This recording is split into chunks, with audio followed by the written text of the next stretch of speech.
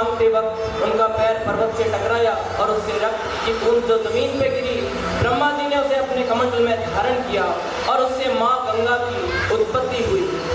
आगे देखते हैं।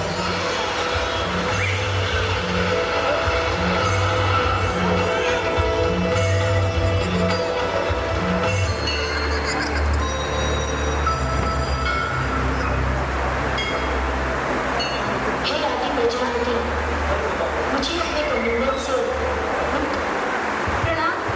मेरे लिए क्या आज्ञा है? ये धरती मुझे पुकार रही है प्रभु, ये धरती मुझे पुकार रही है। मैं जानता हूँ देवी गंगा कि यह धरती आपको पुकार रही है, परंतु अभी आपके धरती पर अवतरण का उचित समय नहीं है। अतः आप मेरे कमंडल में रहकर प्रतीक्षा करें। जो आज्ञा प्रभु।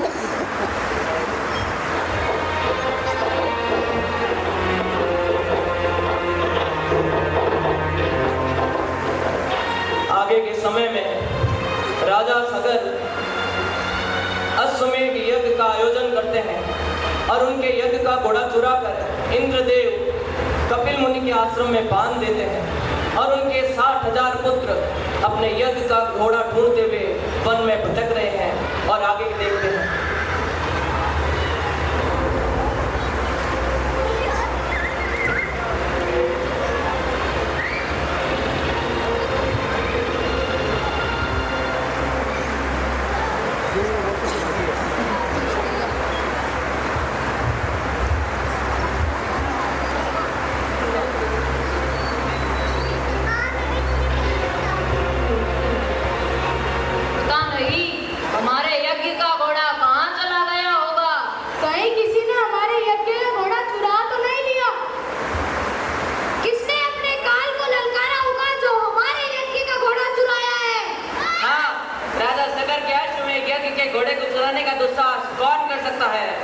अवश्य चोर इसी जंगल में होगा। हाँ, चलो आगे चलकर ढूंढते हैं। अरे देखो कोई आश्रम प्रतीत हो रहा है। चलो वहाँ चलकर देखते हैं।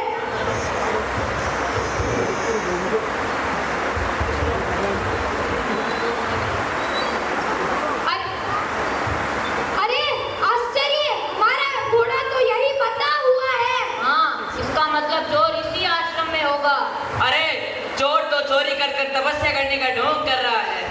हाँ, ऐसा ही प्रतीत हो रहा है। आंखें खोलो पाखंडी। आंखें खोलो पाखंडी। कौन हो तुम और ये मेरा निर्धार आरोप क्यों लगा रहे हो?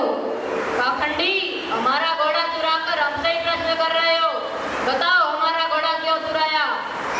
अपने वचनों को नियंत्रित रखो। मैंने तुम्हारा घोड़ा नहीं चुराया है। तुमने नहीं चुराया तो तुम्हारे आश्रम में हमारा घोड़ा कैसे आया?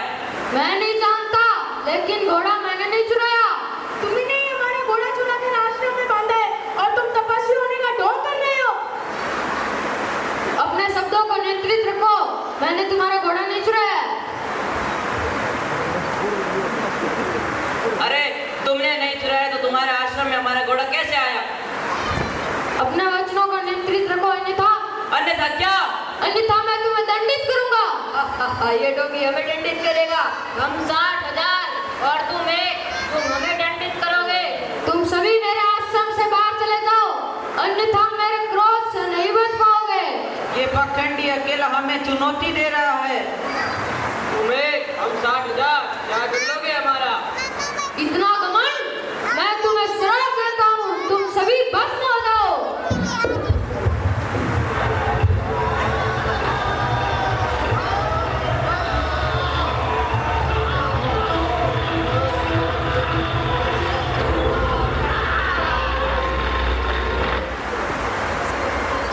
आगे के क्रम में राजा सगर के एक अन्य पुत्र असमंजस अपने भाइयों को ढूंढते हुए कपिल मुनि के आश्रम तक पहुंचते हैं। और आगे देखते हैं। अरे ये कैसा अनर्थ हो गया, ये कैसी दुर्दशा हो गई मेरे भाइयों की।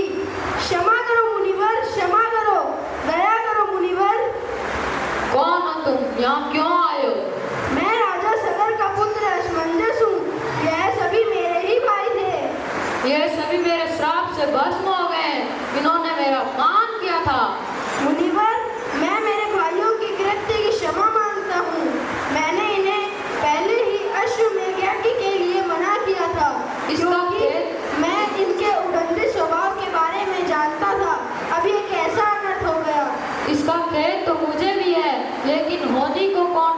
सकते हैं। हाँ, परंतु उनकी मुक्ति का उपाय जरूर बता सकता हूँ। उनकी मुक्ति केवल माँ गंगा के धरती पर आने से ही संभव है। हे दयानिधान, कृपा करके जल्द बताएं। इसलिए ब्रह्मा जी की आराधना कर माँ गंगा को धरती पर लाना होगा। इसलिए घोर तपस्या करनी होगी। हे मुनिवर, आपकी इस दया के लिए धन्यवाद। प्रणाम।